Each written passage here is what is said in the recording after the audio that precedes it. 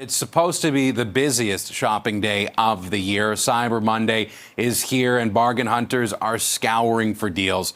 So just to look at what you should and maybe shouldn't do as you try to find those bargains, let's bring in tech analyst Carmi Levy. Carmi, always appreciate you. Now, I know that, we have to be honest a little bit. We know that the deals for Cyber Monday and Good Friday, or not Good Friday, Black Friday, are not as good as they used to be. But the sales are getting more and more and more because people are just trying to find anything that they can.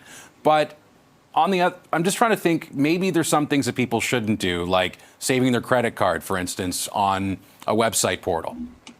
Yeah, you want to be really careful about who you're dealing with now because there's so much hype around Cyber Monday shopping that your inbox is going to be clogged. Your social media feeds are going to be filled with ads. Everybody's sort of screaming for your attention. And so before you follow that ad home, you want to make sure that this is indeed a legitimate vendor, a legitimate retailer that you can trust. Because in many cases, cyber criminals are trying to insert themselves into that conversation. They want you to click on their link. And of course, at that point, you're in trouble. So first thing you want to do is if you're in social media and you see an ad from a retailer, slow things down. Look at it really carefully. Don't even click on that link. Open up a browser and go to the website directly. It's a little bit less convenient, but it ensures that you don't get redirected to a rogue website. And then, of course, all sorts of bad things happen.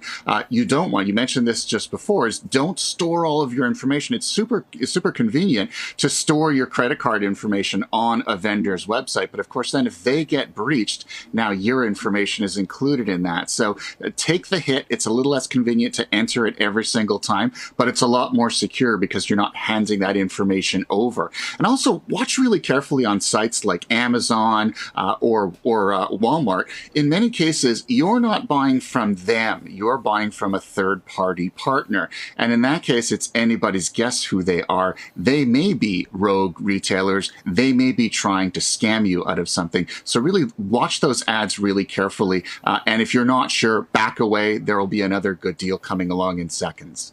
Now, Carmi, just thinking a little bit about how people can protect themselves. I know that many are struggling, stretching even when it comes to how much they can borrow.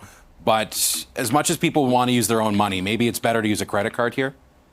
It is. And the reason being is if all else fails, let's say you do click on the wrong link and you are taken to a scam site, there's no product being shipped and they have taken your money. If you pay with a debit card or a gift card or anything like that, the funds are shared immediately and they're gone. There's really no recourse. Whereas with a credit card, you do have a certain level of protection from the payment processor. If indeed it does turn out to be fraudulent, you can contact the payment processor, have the payment canceled, or you can go through other forms of recourse to have the money returned to you. So even if you're not inclined to use credit cards for the rest of the year, if you're shopping online, particularly now, that's the way you should be paying. I cringe every time I see people paying with debit online. Just for the love of all that is good, do not do it. Well, Carmi, I appreciate you giving us at least a basic lesson of what not to do going on the internet. As always, we appreciate you, man. Thanks so much, Andrew.